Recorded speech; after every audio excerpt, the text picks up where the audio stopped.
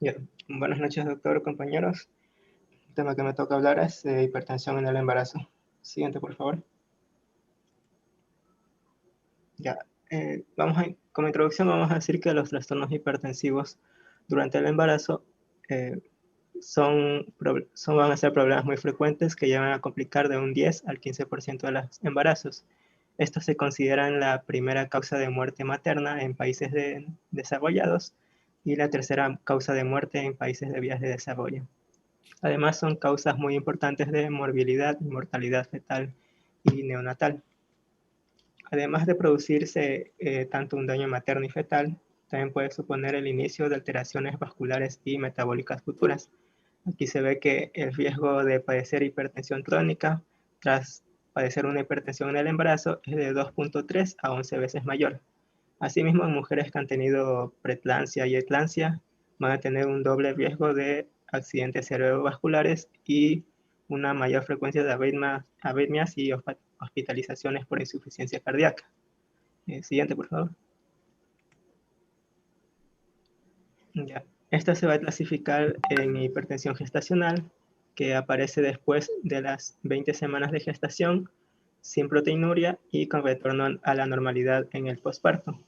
Preeclampsia, que va a ser una hipertensión gestacional asociada a una proteinuria superior a 0.3 gramos por 24 horas.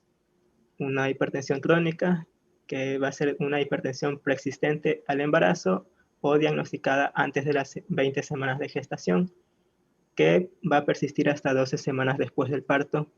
Y la preeclampsia sobreañadida, que va a ser la aparición de una proteinuria superior a 0.3 gramos 24 horas en un contexto de hipertensión crónica. Siguiente.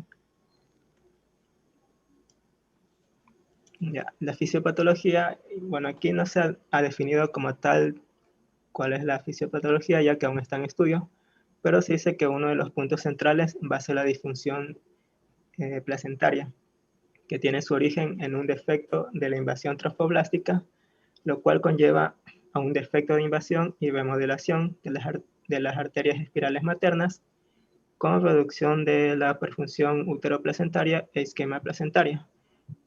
Debido a esta isquemia placentaria se van a generar algunos cambios, como los que son la restricción del crecimiento intrauterino y un estado de fetal no tranquilizador. Siguiente. Ya. El manejo de la hipertensión durante la gestación. En el primer control de la gestación se debe hacer el tamizaje respectivo. Ya. Durante el seguimiento se lo deberán realizar controles dirigidos a identificar complicaciones maternas y fetales y se debe descartar la posibilidad de una hipertensión arterial secundaria. En, entre, estos, entre estos controles se va a dividir entre controles dirigidos a la madre y al feto. En la madre se debe controlar la presión arterial varias veces al día, se debe medir la diuresis de 24 horas, el control de los reflejos osteotendinosos, un estudio biológico, se debe pedir proteinuria en 24 horas, se debe medir uricemia, creatininemia, las transaminasas, la LDH, se debe pedir un hemograma, plaquetas. Asimismo, se debe hacer un estudio de la coagulación, pidiendo el TP, el TTPA y el fibrinógeno. Se debe pedir un ionograma sanguíneo y urinario. Y en el caso vaya a hacer una cirugía, en el preoperatorio se debe pedir el grupo sanguíneo, el factor Reus y se debe buscar por aglutininas irregulares. En cambio, en el feto se debe preguntar por movimientos fetales percibidos por la madre, se debe realizar una ecografía. En la biometría vamos a medir lo que es el diámetro biparietal, el perímetro craneal y el perímetro abdominal y el fémur. Se pide un Doppler umbilical, cerebral, uterino y un Doppler del conducto venoso. Se debe pedir asimismo registros cardiotocográficos y se debe analizar el ritmo cardíaco fetal. Siguiente.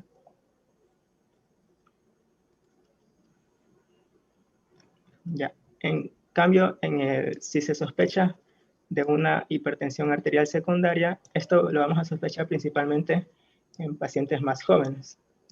Ya, entonces tenemos que, si medimos una presión arterial mayor de 100 diastólica, mayor de 140 y 90 diastólica,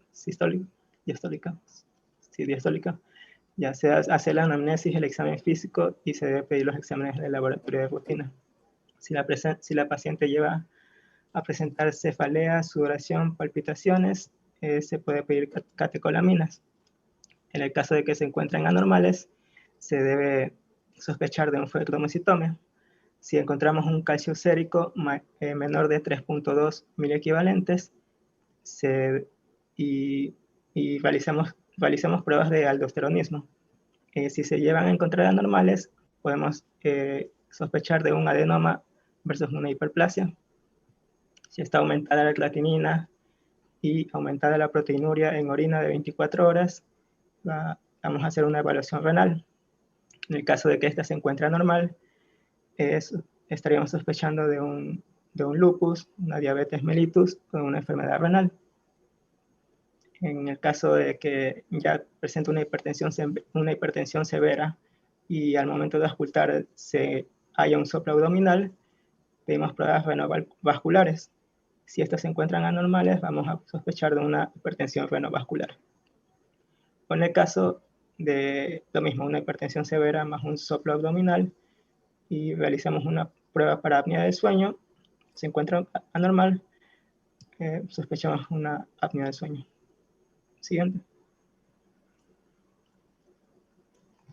Ya. En cambio, al manejo de la hipertensión del embarazo, en el despistaje vamos a tener que las mujeres deberán someterse a control de la presión arterial y análisis de orina mensualmente hasta las 30 semanas de gestación, quincenal a partir de las 30 semanas de gestación y semanalmente desde las 36 semanas de gestación.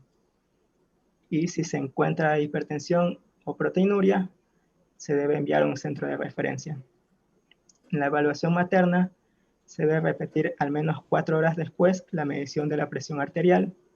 Se debe realizar la medición cuantitativa de proteínas en la orina y los exámenes auxiliares básicos, que va a ser el recuento de plaqueta, ácido úrico y pruebas de función hepática y perfil de coagulación si la función hepática está alterada.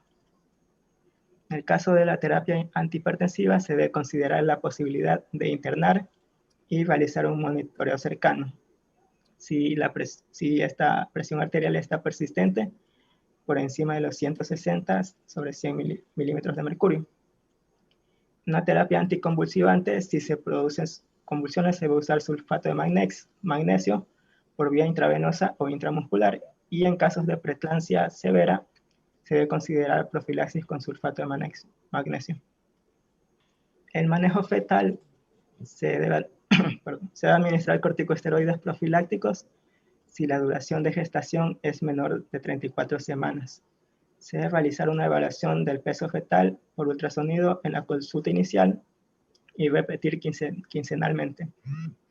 Se debe realizar evaluación con ecografía Doppler de la velocidad de flujo sanguíneo umbilical si hay evidencia de una restricción en el crecimiento. Se va a realizar una ultrasonografía al menos 2 veces por semana para evaluar el volumen del líquido amniótico. También los cuidados postparto, vamos a realizar un seguimiento continuo de la madre por parte de profesionales experimentados, y si está en tratamiento con magnesio, se debe continuar durante al menos 24 horas después del parto que está estable. Siguiente. Ya. De acuerdo a las diferentes guías de sociedades de medicina obstétrica, coinciden que el tratar la presión arterial si está por encima de 160 sobre 105 a 110, por el elevado riesgo de que presente un accidente cerebrovascular. Y también se acuerda que se debe normalizar la presión a menos 140 sobre 90 si hay compromiso severo de órganos. Aquí vamos a ver que de acuerdo a las diferentes asociaciones se tiene un poco distinto a esto. Por ejemplo, en el Colegio Americano de Obstetricia y Ginecología se dice que se comienza el tratamiento cuando la presión está mayor a 160/105 para crónica o 160/110 para una hipertensión gestacional o preeclampsia. Y el objetivo de esta es llevarla a 120/160, 80/105 para una hipertensión crónica. Y así con los diferentes organismos. Siguiente. Ya, entonces, sabiendo esto, vamos a ver qué hipertensivo usar. Por ejemplo, tenemos que la metildopa, esta va a actuar como un falso neurotransmisor a la norepinefrina. Un efecto secundario de esta es una hipotensión postural, sedación de presión, bradicardia, dolor de cabeza y anemia hemolítica autoinmune. Y la contraindicación de esta es la depresión, enfermedad hepática, suertonomocitoma y se debe evitar en la lactancia. En cambio, la betalol, estos van a ser agonistas del receptor alfa y beta, con acciones en el receptor alfa-1 específico. Los efectos secundarios son la bradicardia, broncoespasmo, trastornos gastrointestinales y la fatiga. Y la contraindicación son el asma, ferromocitoma, enfermedad cardíaca conocida. En nifedipino son agonistas de canales de calcio. Estos bloquean la entrada de iones de calcio a través de canales tipo L. Los efectos secundarios son dolor de cabeza, enrojecimiento, mareos, taquicardia o alteraciones visuales. Y las contraindicaciones son estenosis aórtica o enfermedad hepática. Siguiente. La hidralacina va a actuar activando la guanilato ciclasa y ya se aumenta el GMP cíclico. Los efectos adversos son taquicardia, palpitaciones, enrojecimiento, retención de líquidos, cefaleas o mareos, y la contraindicación son taquicardias severas. Y entre estos, decía que los que más se recomiendan son los beta bloqueadores y los bloqueadores de canales de calcio, ya que estos pueden ser un poco más superiores a lo que es la alfa-metildopa. Y ya, eso es todo. Gracias.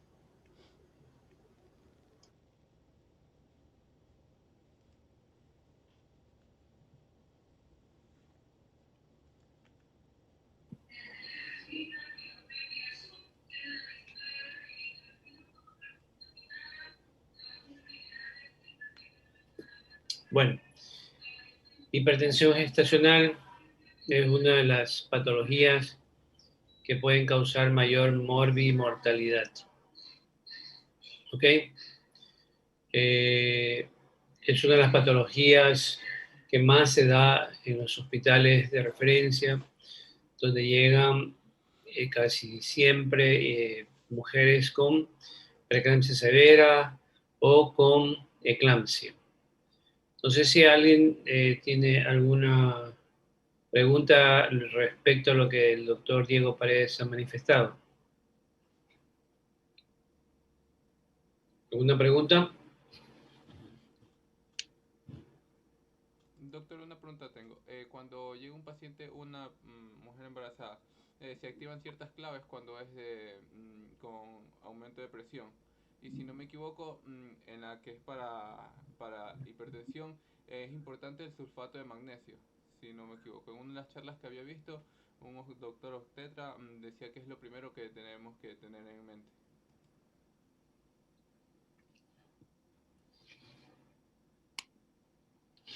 Correcto.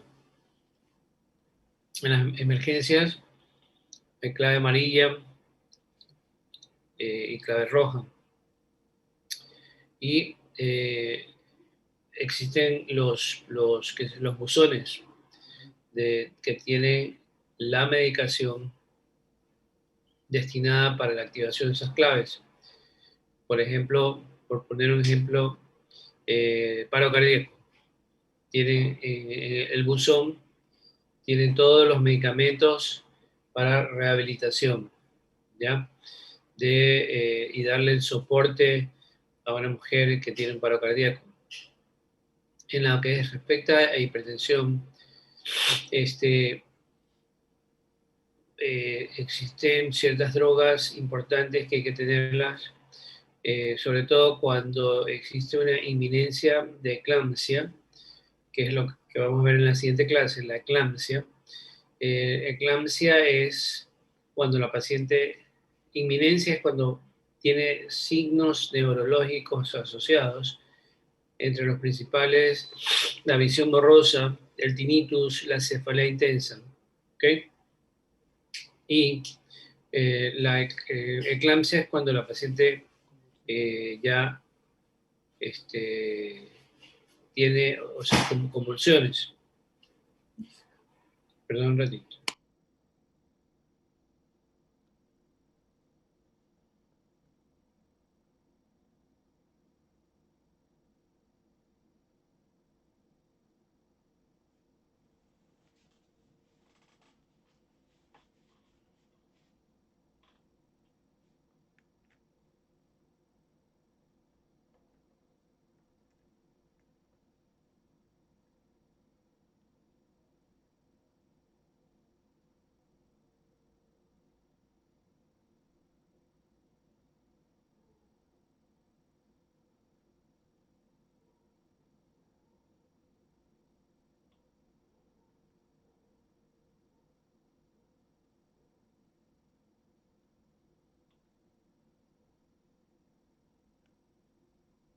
¿Para cuándo? Bueno, entonces el gluconato de calcio se lo utiliza en dosis diferentes cuando es una inminencia eclampsia que cuando es la eclampsia.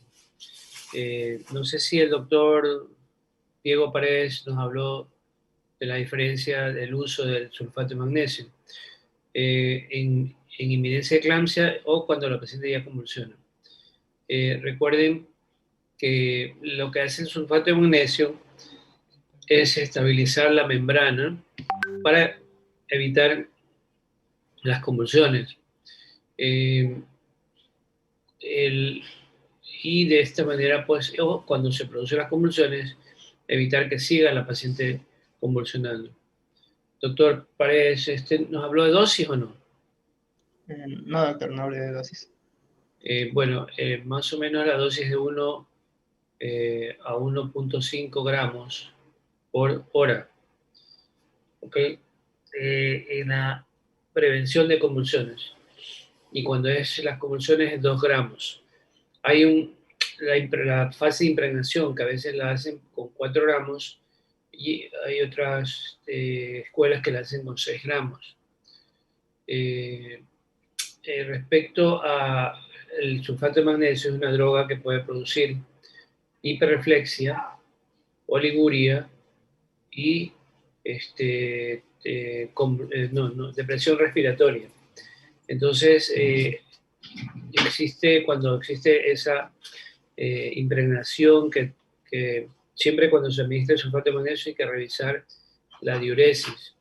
Y cuando hay oliguria, depresión respiratoria e hiperreflexia, entonces, ¿qué droga le administramos para revertir? Para revertir el sulfato, la acción del sulfato.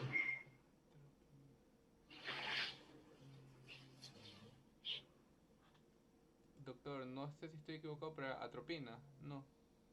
No. ¿Alguien puede decirlo?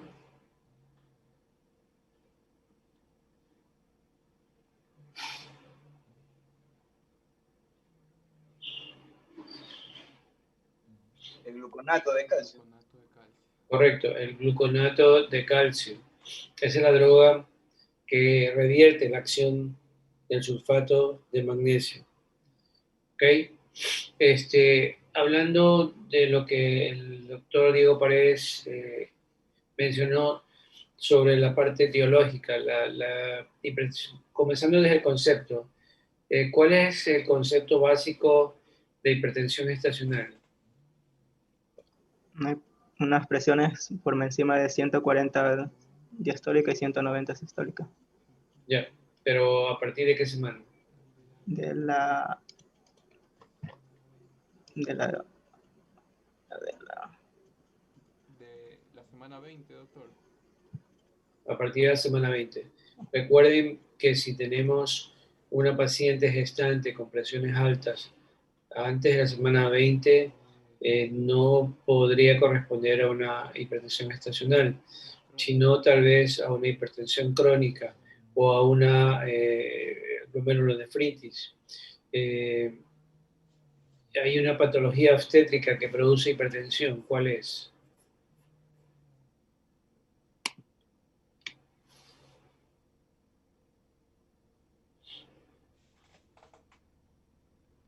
El síndrome de Hell.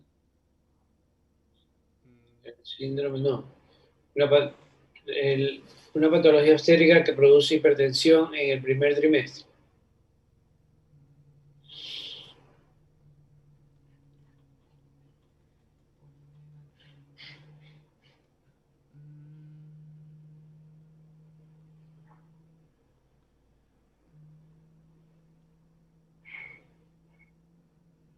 ¿Alguien puede?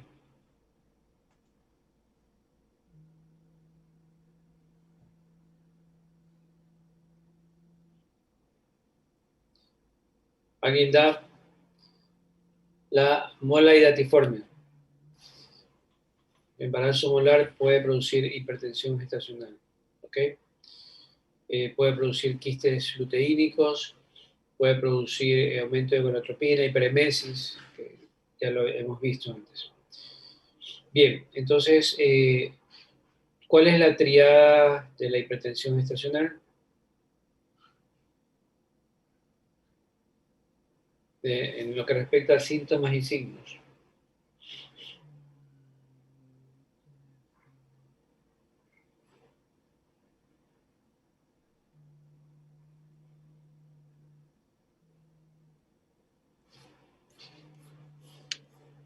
Se quedaron dormidos, creo.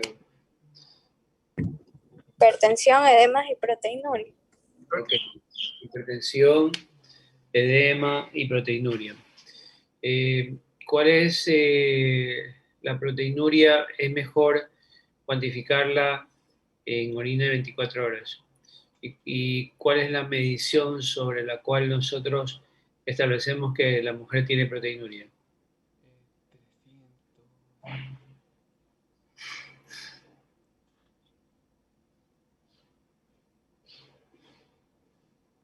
¿Cuántos miligramos? Dura 5 gramos. 300. ¿Cuánto? 5 gramos, ¿no? 5 gramos, 500 miligramos. Sí, a partir de 300 miligramos o 3 gramos. ¿Ya? Podemos considerar que ya hay una proteinuria y en la cual pues se asocia a la hipertensión. El doctor antes mencionó 140-90. A partir de eso, pues, si tienes ya una presión de 160 sobre 110, a la que se suman signos o síntomas neurológicos, estamos ante una preeclampsia severa.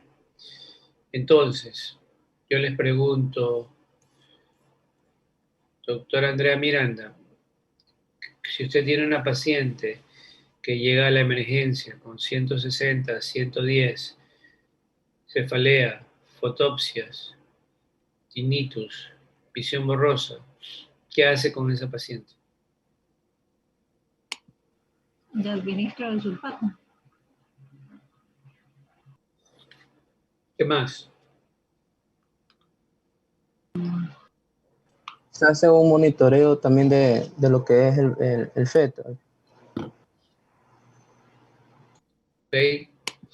Doctor, una consulta. La hidralazina, yo he escuchado que también la saben utilizar para casos de depresión en el embarazo, pero ¿en qué casos exactamente?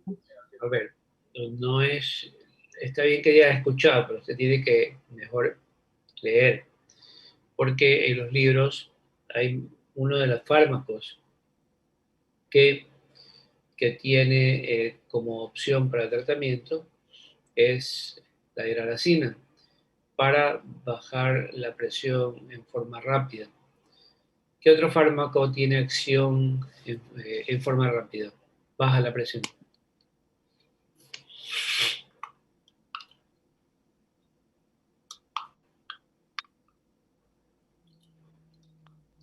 No es el nifedipino, doctor.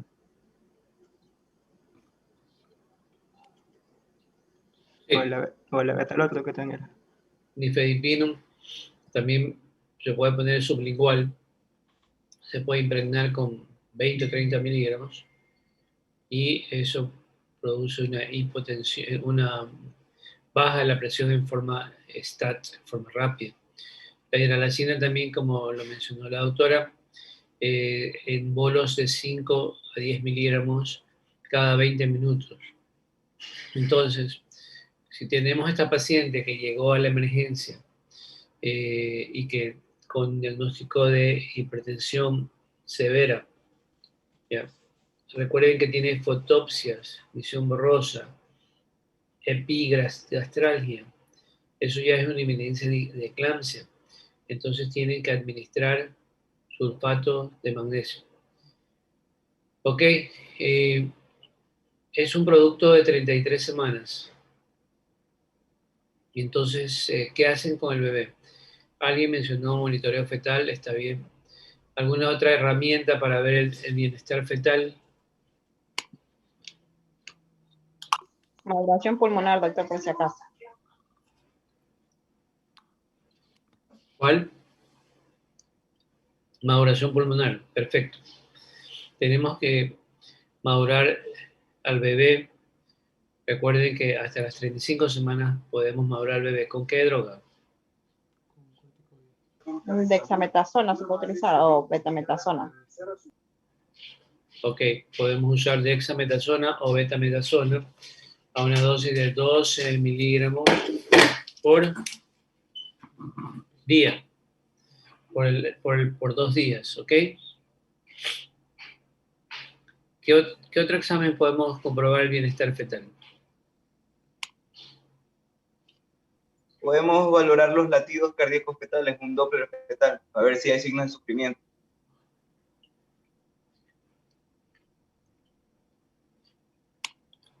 Algo más específico. Una ecografía. No le escuché bien, se le cortó la voz.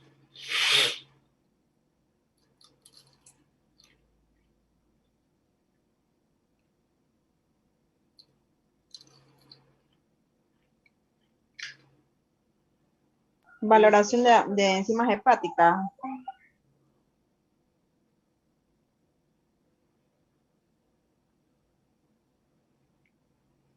A ver, es importante solicitar exámenes de laboratorio. Yo no sé si el doctor Diego habló sobre la complicación del síndrome de HELP.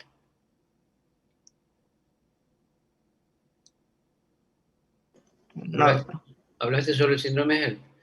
Bueno, en la próxima exposición, para la próxima semana, ya vamos a ver quién va a hablar. Va a hablar sobre eclampsia y le vamos a agregar síndrome de HELP.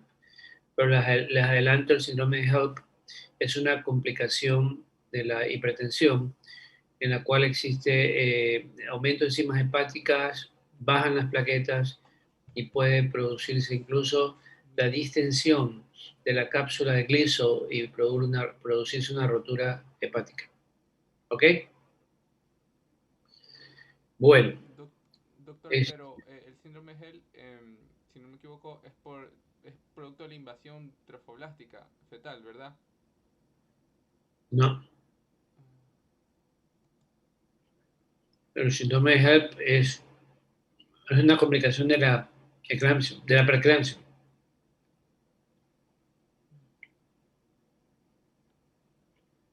Ahora, recuerden que cuando el doctor habló sobre la etiología es multietiológica. Se habla de trofoblastos, se habla de vasoconstricción, se habla de una alteración en el endotelio, se habla de factores genéticos, se habla de factores nutricionales. ¿Ok? Ahora, ojo, que cuando la presión arterial, en el caso de esta paciente que la tenemos con 160/10, la pasamos a cuidados intensivos. Cuando usamos sulfato de magnesio, esa paciente debe pasar a cuidados intensivos para valorar signos vitales, valorar diuresis, valorar función renal, etc. Entonces, esta paciente, una vez que la tenemos en terapia intensiva, si no cede la presión, en 24 horas tenemos que interrumpir el embarazo, independiente de la edad gestacional, porque la paciente se puede complicar. Y una de las complicaciones es la eclampsia. ¿Ok? Entonces, ustedes mencionaron de la dexametasona, de la maduración pulmonar. La dosis de maduración pulmonar siempre es 2 días. El primer día 12 miligramos de betametasona o dexametasona y el segundo día también 12 miligramos. Recuerden que la ampolla de dexa tiene 4 ml. 4 miligramos, 1 mililitro, o hay de 8 miligramos en 2 mililitros. Entonces, si utilizan 12 miligramos ampolla de 4 miligramos, tienen que poner 3 ampollas en el glúteo un día y 3 en el otro. Y si es de 8, ampolla y media un día y ampolla y media el otro día. ¿Ok? ¿Alguna pregunta respecto a la hipertensión gestacional?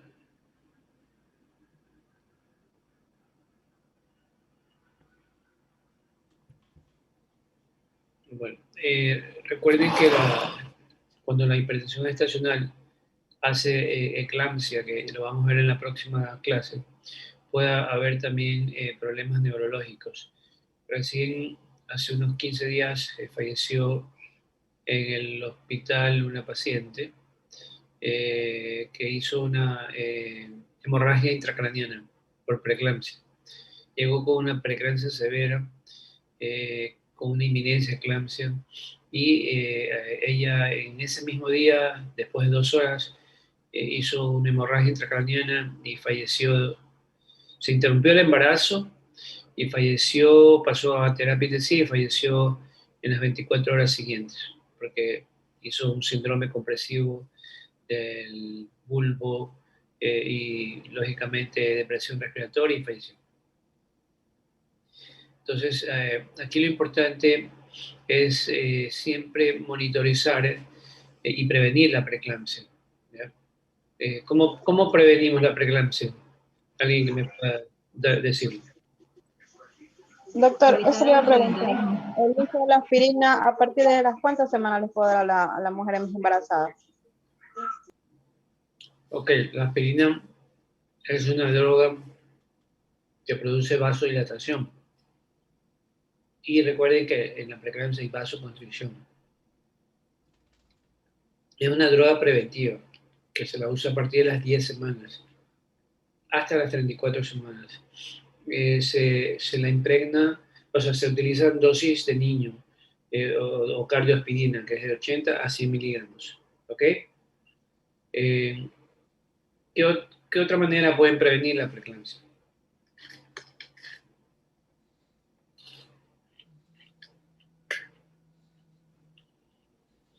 Ejercicio.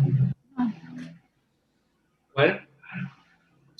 O sea, ejercicio. Tengo entendido que se evita el sedentarismo en las embarazadas para evitar que tengan hipertensión.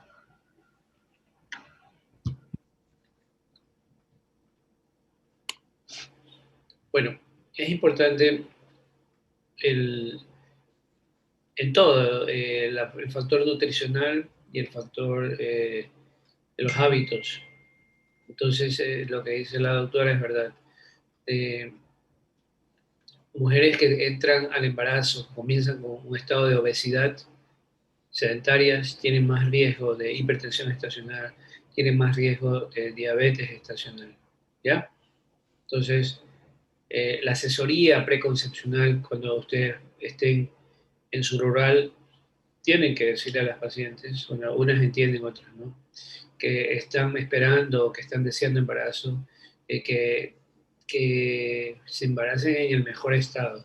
Y el mejor estado es bajar de peso, tener un índice de masa corporal adecuado para poder pues, sobrellevar un embarazo sin complicaciones. ¿Ok? Bueno, ¿alguna otra pregunta?